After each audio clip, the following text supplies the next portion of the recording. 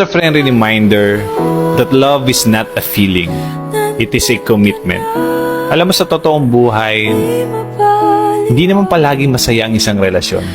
Dadaan at dadaan kayo sa maraming problema, maraming pagsubok, maraming misunderstanding, tampuhan, away, at haharap kayo sa buhay na hindi naman madali.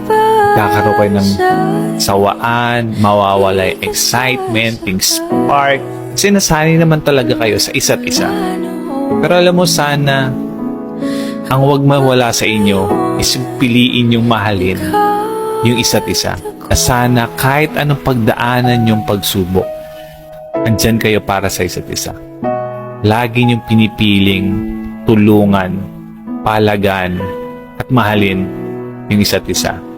Remember that love is a choice and always choose to love each other. Okay?